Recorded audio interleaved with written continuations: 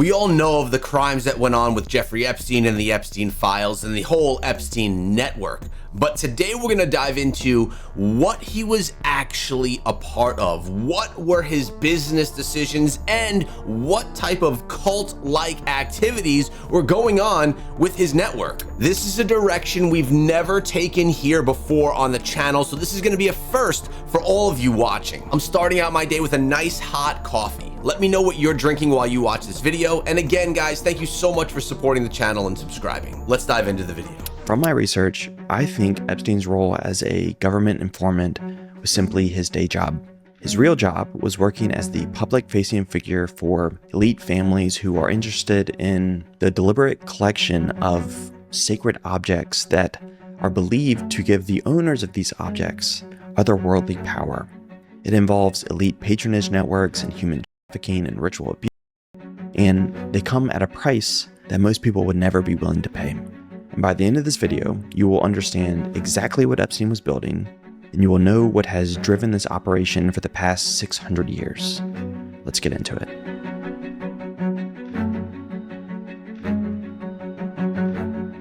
I want to start this story where it started for me. I know what I'm about to tell you might feel disconnected, but I promise that this information is actually necessary to understand the full extent of what Epstein was actually doing. It started for me with an obscure article I read in the Santa Fe, New Mexican that explained how Jeffrey Epstein had stolen petroglyphs from the land near his New Mexico home, Zorro Ranch. And if you're unfamiliar, petroglyphs are ancient stones that have symbols carved into them or painted onto them. And they're usually used in rituals or ceremonies or have some sort of religious significance. The stones that Epstein took were sacred to the ancient Pueblo people of New Mexico.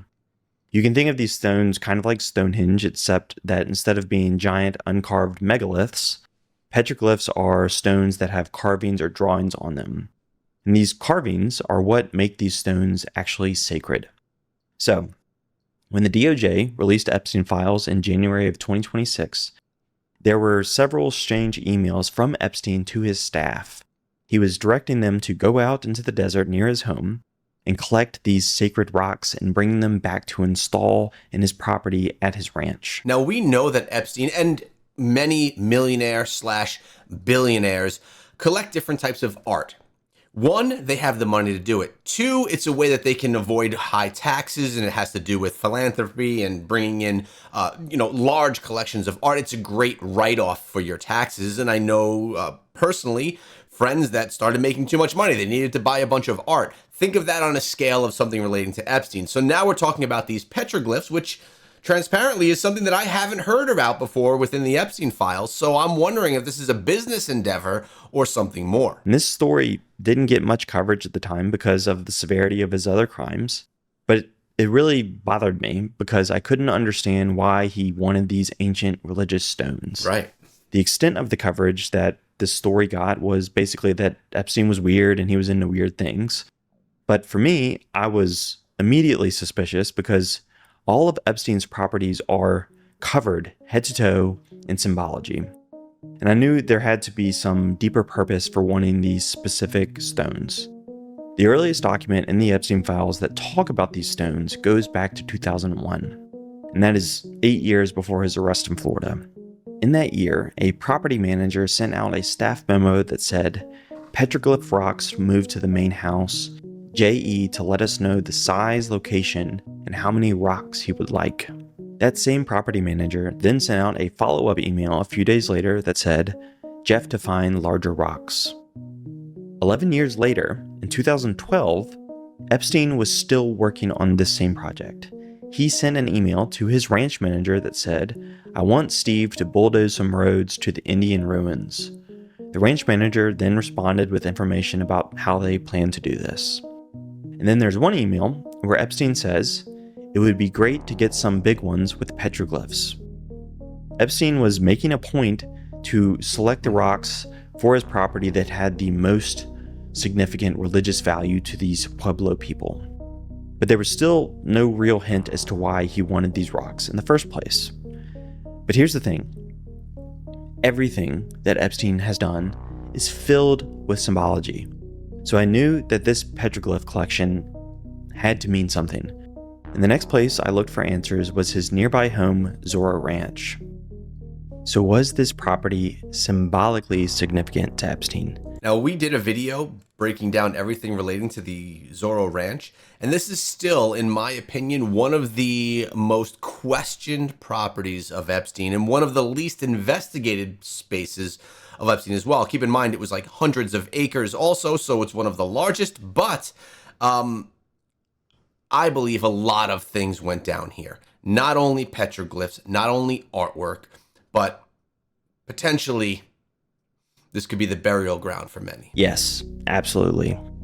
Epstein bought Zorro Ranch in 1993 from New Mexico Governor Bruce King. The ranch is about 30 miles south of Santa Fe, and it sits in the Galisteo Basin. What makes this land significant is that two separate occult lineages, or religious lineages, meet at this location, and Epstein's property sits directly in the middle of them. The first lineage is the Pueblo tradition, which we have covered with the petroglyphs. The second lineage traces directly back to Aleister Crowley, who is the most influential occultist of the 20th century. But to understand that connection, we first need to talk about who Crowley was and who surrounded him. Crowley belonged to a secret society called the Hermetic Order of the Golden Dawn. This society drew from Kabbalah and tarot and alchemy and ceremonial rituals. Their aim was to actually harness the power of these rituals and these traditions and use them to effectuate real-world change. Crowley eventually broke away from the Golden Dawn in 1904, but in that same year, he claimed to have received a supernatural message from a non-human entity that he called Awis. This entity dictated the text to him that would later become the Book of the Law. And that Book of the Law became the foundational text, the scriptural text, for Crowley's new religion that he called Thelema.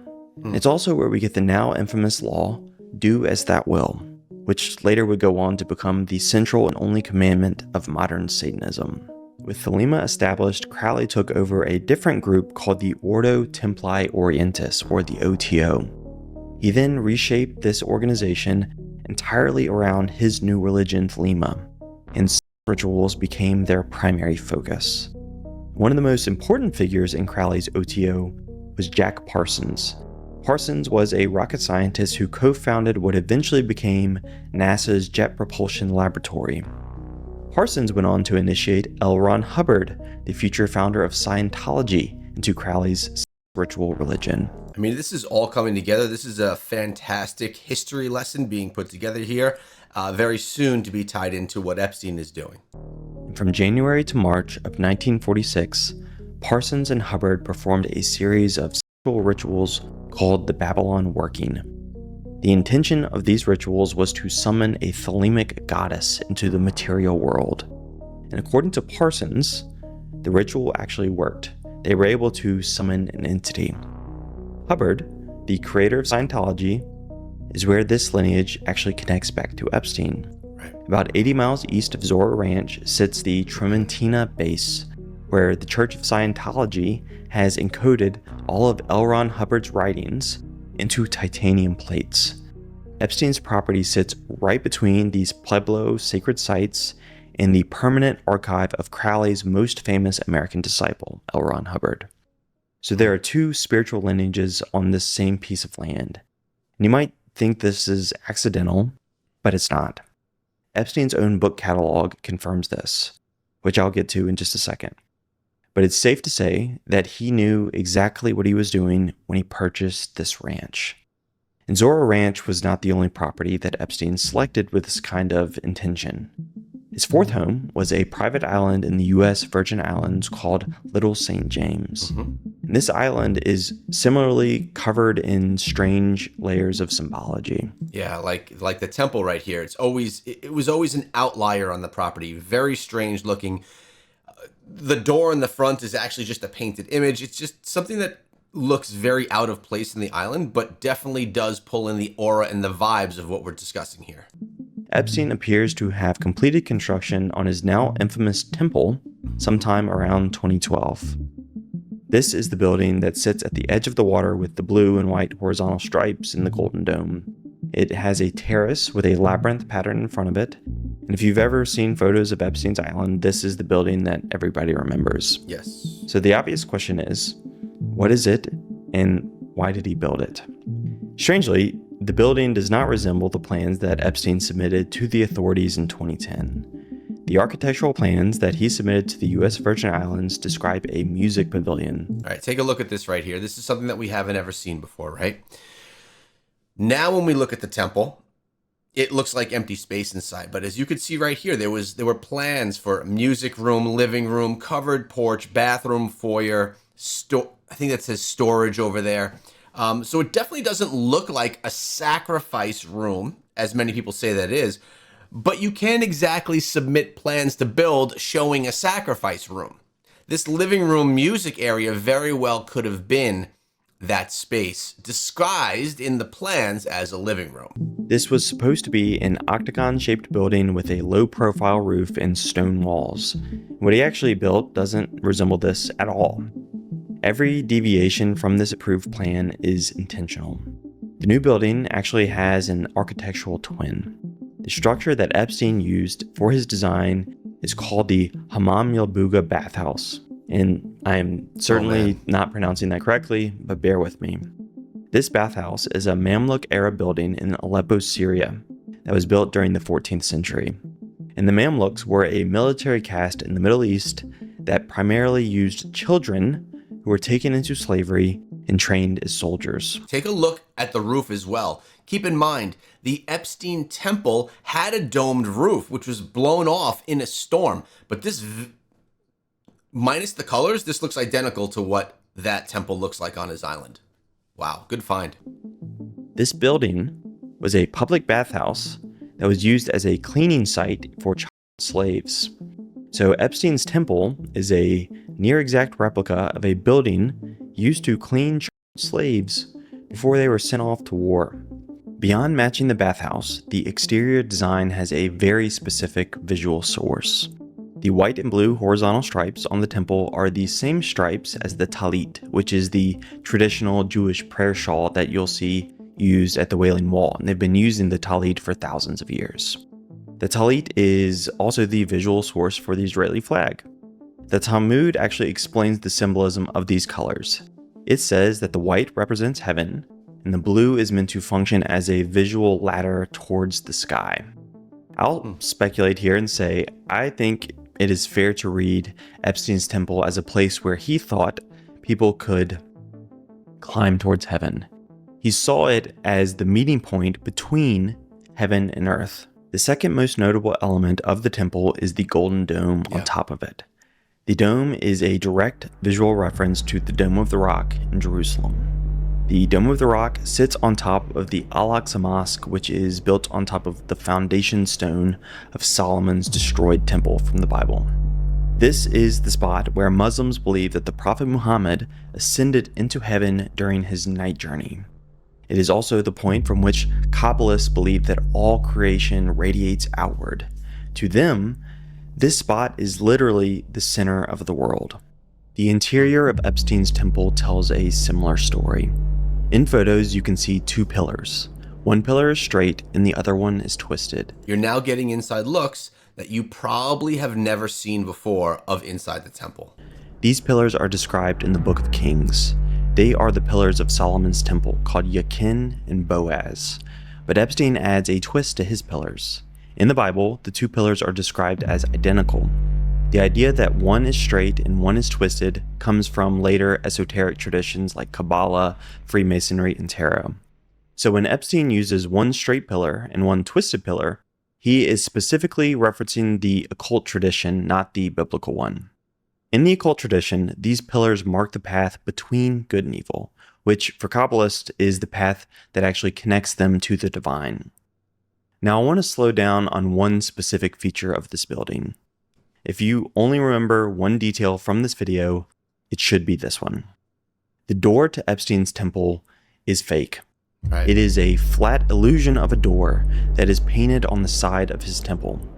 He also made the strange decision to paint a lock on this fake door. But he painted the lock on the wrong side of the door. He painted it on the outside. Now, stop and think about what this actually means for a minute. when a lock is on the outside of the door, that lock is not designed to keep people out. It is designed to keep something in. Great point right here. So, not obviously, it's a painting. There's no way to get in there anyway because it's just the side of a building. But it's symbolism that they want to not allow people in from the outside because something inside of that temple going on can't be seen by people. This is the single most important symbol that Epstein added to his island. Whatever Epstein put in his temple was meant to stay locked inside of it. And it gets even stranger because the door faces north. In occult magic ceremonies, the direction that a temple's entrance faces is extremely important. Each direction is tied to a different element or different entity that you can summon. So when you build a temple, the way you orient the door tells the spirit world what your intentions are and the type of entities that you want to summon. Epstein's decision to face his door north is extremely revealing. In the Christian tradition, north is the direction of the demonic and the underworld entities. In the tradition of Crowley's original group, the Golden Dawn, they assigned this direction to the archangel Uriel. But in the older Christian tradition that the Golden Dawn actually pulls from, north is the direction associated with the fall of man. The Bible talks about this explicitly. Jeremiah 1:14 says, quote, "Out of the north evil shall break forth." And this may sound odd in our modern world, but this is not some obscure reference. Esotericists would be well aware of this fact. This was widely known information until fairly recently. During medieval baptisms, churches would purposefully open their northward-facing door so that after the baby was cleansed of original sin, any demons attached to the child could escape through that northward-facing door. North is the direction that you let evil out of, but it would also be the direction that you could summon evil in. Now, consider all of these elements together. There is a door that does not open. It faces the direction associated with summoning demons, and the lock on this door is meant to seal whatever is summoned inside. These are all deliberate choices made by Epstein. He is revealing the method because he knows that to the uninitiated, this information is meaningless. He also installed 2 statues outside of his temple. There are 2 twin creatures from Greek mythology named Aphros and Bythos. These creatures were the attendants of Aphrodite, the goddess of erotic love. So Epstein is guarding his temple with the helpers of the goddess of sex. The same logic that drove Epstein's architecture is also present in the objects that he collected. There is an ancient principle in magic traditions called the law of contagion. And it says that objects absorb the spiritual energy of whoever has handled that object. A similar principle applies to things like talismans or crystals. Essentially, the more concentrated the devotion you place on an object, the greater the spiritual charge. Epstein seems to have been operating under this principle. He was collecting as many objects from as many religions as he could. The idea is that once an object has been touched by enough concentrated religious devotion, that charge becomes permanently encoded inside of that object. This seems crazy for one reason that it's sitting with me now. There's a lot. This is a whole nother world of spirituality, religion, cult behaviors. So Jeffrey Epstein was someone that would move women around, I guess we can say, and girls. He was a financial wizard that was doing finances for everyone. He was getting massages on a regular basis from all of these girls. And somehow he was becoming an expert on all of this stuff as well, enough of an expert to put together this temple that had all of this symbolism built within it. Now, maybe he didn't put the temple together himself. Maybe his network altogether built this temple, or at least planned out the temple. But it seems like a lot of time, energy, and effort had to go into this to have a deep enough understanding to put this temple together, and for him to just have all of the artwork and all of these items to kind of support the whole theory. The object becomes a type of spiritual battery. It absorbs and it stores the intentions of every single person who has ever channeled energy or prayed into it or onto it. And the more traditions that you put together, the greater the spiritual charge. And I want you to remember the petroglyphs from the beginning of this story.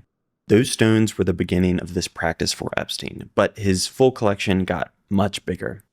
And I should explain how we know that Epstein was involved in these ritualistic practices, and this is not wish casting. In 2007, Epstein purchased 2 books in the same month. The first book was The Secrets of Western Tantra by Christopher Hyatt, and the second book was Modern Sex Magic by Donald Michael Craig. Both of these books lay out the exact framework that I have been walking you through so far. Christopher Hyatt, who wrote The Secrets of Western Tantra, was a 9th degree initiate of Crowley's OTO sex magic group. And that's the same initiatory rank as Jack Parsons, the rocket scientist who performed Babylon working with L. Ron Hubbard in 1946. Hyatt's book teaches that intense physical and emotional states, like sex, can be used to create an outcome by implanting it into the subconscious mind, which will then shape reality itself. Donald Michael Craig, the author of Modern Sex Magic, wrote what is essentially a instruction manual. The book traces the lineage of Kabbalistic magic directly from the Temple of Solomon to the Knights Templar and then to Aleister Crowley all the way through to the present day. So both of these books, purchased by Epstein in the same month, are the operation manuals for the exact tradition that I've been describing throughout this entire video. Here's what I think Epstein was actually doing. I think he was building a type of spiritual portal or altar. He needed a physical space charged with sacred objects from as many religious traditions as he could, so that he could summon entities into the material world through rituals. He was trying to summon an entity just like Parsons and Hubbard did at the Babylon working ritual in 1946. Once you understand this framework, every single weird thing that Epstein collected after 2007 makes sense. All right, so this, to some of you, may seem very, very out there. I don't know how spiritual, how religious any of you are. Maybe you're just into the Epstein story because of the crime and conspiracy theory related stuff. That depends on who you are as a viewer. But this video goes into the out there more than any video we've ever focused on here on the channel before. And I'm just curious, and I don't know how many of you are following along saying this is all just a bunch of hocus pocus versus how many of you are saying, yeah, this is the root of everything that Epstein was doing. In addition to that, makes me wonder, all of these Epstein victims that we've been covering on the channel, by the way, I have a playlist of victim interviews you guys should go check out if you want to hear what the women have to say. How many of those women, or back then girls, were used in these spiritual sessions that's being described right here? So, what was he collecting besides petroglyphs? 10 years after he bought those books, 3 pieces of cloth arrived at his Florida residence before they were forwarded on to his island. Somehow, Epstein convinced someone to send him 3 pieces of the kishwa. The kishwa is the black and gold cloth that covers the Kaaba in Mecca. The Kaaba is the most sacred site in all of Islam. Wow. Muslims believe that the Kaaba was the first house of worship ever built and that it was originally constructed by Adam, the first man. Inside the Kaaba, there is the black stone. And according to Muslims, this stone was sent down from heaven and given to Adam by the angel Gabriel. And this stone was originally pure white, but it has absorbed so much sin that it has turned completely black. The kishwa, which Epstein somehow received, is the cloth that covers this structure. The cloth is replaced every year, but Epstein was able to convince somebody to send him a piece of it. Wow. The cloth that he received was in active religious use in Mecca until the moment it was sent to his island. And according to the woman who sent it to him, this cloth had been touched by 10 million Muslims of different denominations in prayer. Epstein also acquired the Las Trampas death bell, which he apparently displayed in his Zorro Ranch home. The death bell is a cathedral bell that was used exclusively in Catholic funeral masses. The bell was originally installed in the church in 1760, but it was stolen during a renovation in the 1930s. It was never found until somehow It ended up at Jeffrey Epstein's home. And you can imagine the type of spiritual energy that a death bell would have collected on it. Wow. These are completely separate sacred traditions from different corners of the globe, and Epstein was putting them all together in the same place. This is an esoteric framework. The more traditions that you draw from, the more spiritual charge accumulates inside of that space. Epstein was building the most spiritually charged environment that he possibly could. The standard explanation for all of Epstein's crimes is blackmail. But that explanation has one enormous problem. We don't have record of him deploying blackmail on anyone. Maybe we wouldn't know if he did, but that does not explain any of his strange behaviors. A pure intelligence operation does not build spiritually charged temples to summon entities using religious artifacts. Now, it doesn't mean that he couldn't have been doing both, right? Like maybe he was building this blackmail because he could then, increase his wealth and his riches, but his hobby, we can call it, or his passion was this spiritual stuff that's being described right here. What the record actually describes is a concierge operation. Epstein was gathering elites who had a genuine interest in depraved and illegal sex practices, and the acts themselves function as mutually assured destruction, not blackmail. It's the glue of their relationship. It's how they built trust, which I think is actually much darker than pure blackmail.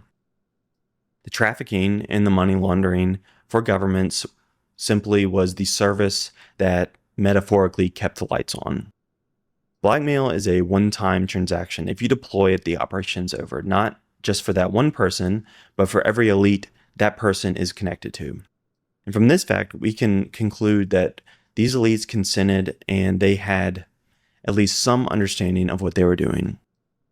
Why is that important? Why does their consent matter? Because in almost every tradition that has seriously considered how evil operates, there is one consistent principle. You have to have the consent of the person possessed. The entity cannot enter without an invitation, but the invitation does not require full knowledge of what you're actually agreeing to. The people who participated on Epstein's Island opened that door themselves. They had knowledge of the crimes that they were committing. They also knew that they were purchasing access to a layer of influence above governments and people. And they may not have known Epstein's intentions in full, but they were making an agreement to participate in this arrangement to get what he had. The vampire cannot cross the threshold into the home unless it is invited. Epstein was the Renfield to the ancient forces Dracula. He was the doorman for an evil that has been operating in plain sight for longer than any institution on Earth, in my opinion. They didn't need to know what the northward-facing door meant, or that the dome referenced the foundation stone of the first temple, but they knew enough to consent to the evil being done on their behalf to access these systems. And this type of relationship dates back thousands of years. The pattern that Epstein was operating inside of has two halves to it. There is the ritual half, where someone in a position of elite power gathers occultists, conducts ceremonies, and trades for favor. And then there is the suppression half, where the moment investigators get close to the elite clients up top, the case gets shut down and the records get burned. I'm going to walk you through 3 cases that show both halves of this pattern playing out across 600 years. 2 of them are from France and 1 is from Belgium. The fingerprints are exactly the same every single time. In 1429, a French nobleman named Gilles de Rais stood in the coronation ceremony of Charles VII at Notre Dame Cathedral. He was one of 4 lords chosen to carry a sacred relic called the Holy Ampulla. The Holy Ampulla is a vessel of chrism oil used to anoint the kings of France. And the reason de Rais was given this honor was because he fought alongside Joan of Arc during the 100 Years' War. During the ceremony, de Rais was also declared a Marshal of France, which is a lifetime honor given to the single person that he considers to be the greatest living servant of the French nation. There have only been around 300 marshals in the entire history of France. But just 10 years later, investigators would be breaking into de Retz castle to recover what was left of the bodies of several children. So how did this happen? Well, after the coronation, de Retz lost his entire fortune. He was known across France for throwing the most extravagant parties in the world. He put on theatrical productions that were said to be better than the king's, and he kept private armies that he didn't need. His partying became so extravagant that the king actually had to cut off his bank account. It got so bad that his own family members petitioned the king to seize his land so that they could survive. But then, de Retz made a different kind of arrangement to solve his problems. He began gathering occultists, alchemists, and entity summoners who promised him that they could restore his fortune through ritual contact with demonic entities. He converted his castle cellar into a torture space to conduct ceremonies that were designed to reach out to these entities and gain their favor. This is the exact same arrangement that I've been describing throughout this video. I mean, we've heard of Jeffrey Epstein and everyone that's involved with him doing these types of rituals. And prior to this, I never really understood why someone would want to do those types of things. Like, is it just some type of a party thing? Is it something that they got joy out of? But it seems that it is a different way. It's another way to gain power, gain spiritual power, gain power with the gods. And I'm leaning towards believing that the people that were within the network of Epstein were trying to do just that. De Retz needed to trade something to get the approval of these entities. What they wanted in exchange for their favor was children. After his arrest, one of de Retz's servants testified that they were sent into the town to gather boys between the ages of 6 and 12 for these rituals.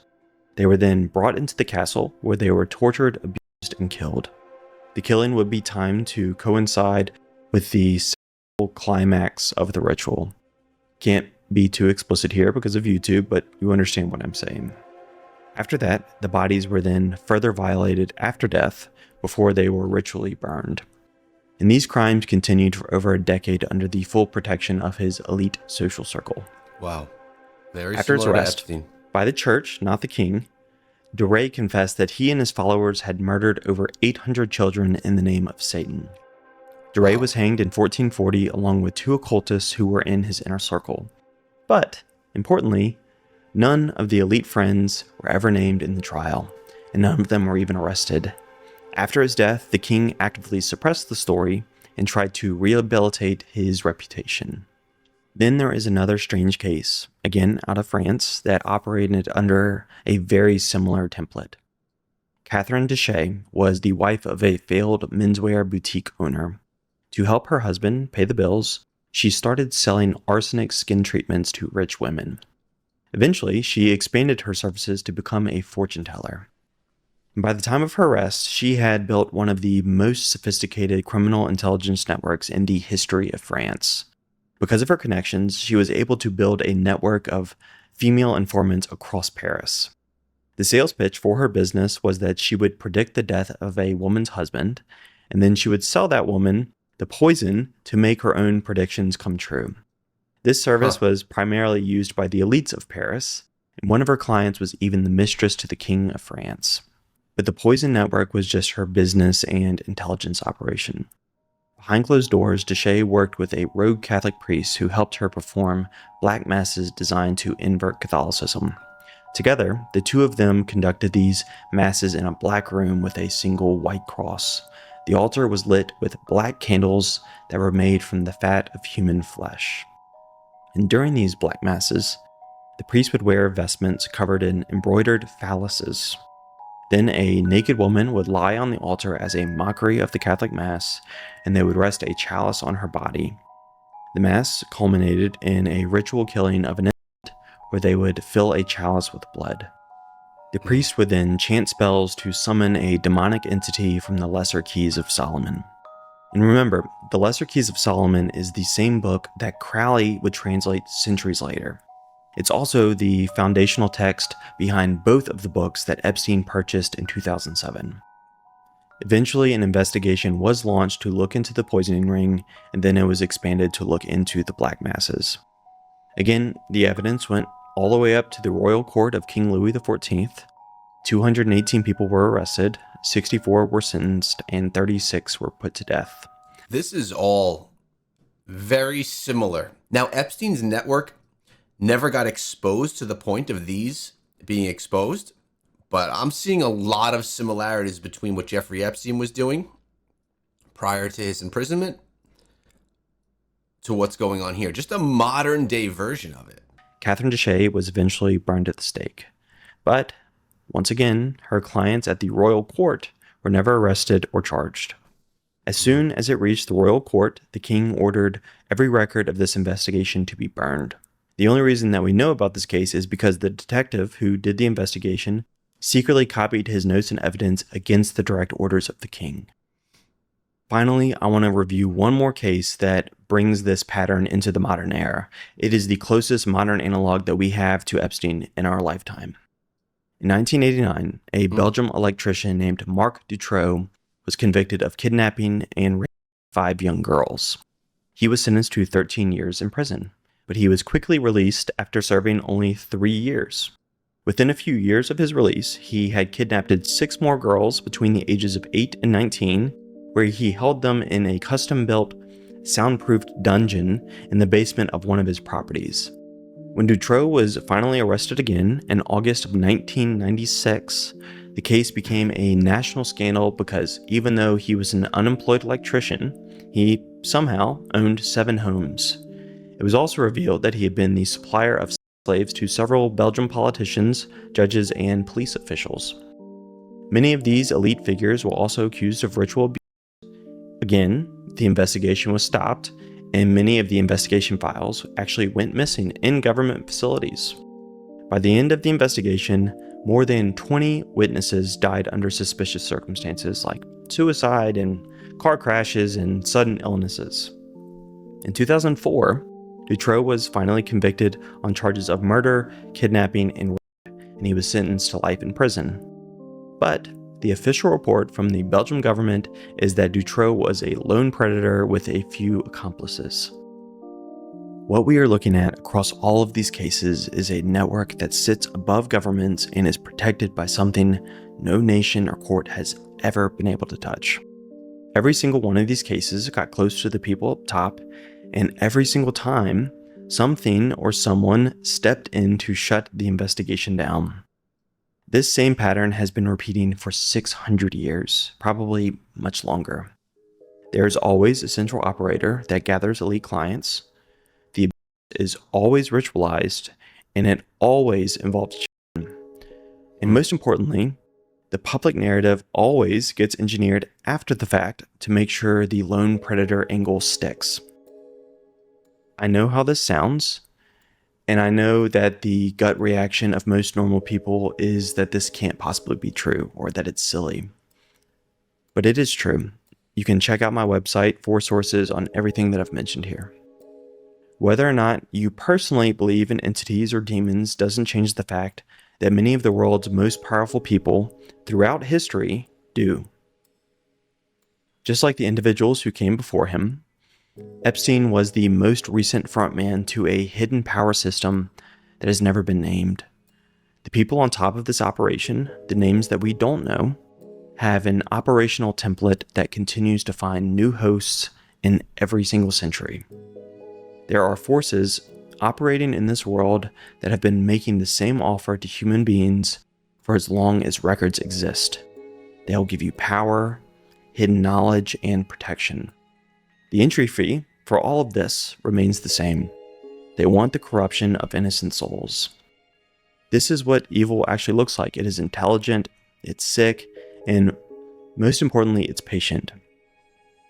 The story of Adam and Eve tells us about the first conversation evil ever had with humanity. The snake offered secret knowledge and the ability to be like God. That same conversation has been happening in private rooms ever since, and it's still happening today because there is always somebody willing to say yes. This is actually an extremely interesting take that I've never dove down the rabbit hole to understand. It was well put together. I'll be linking the original video in the description of this video, as I always do.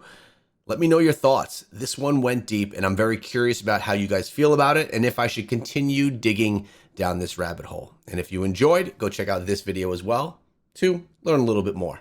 I'll see you guys over there.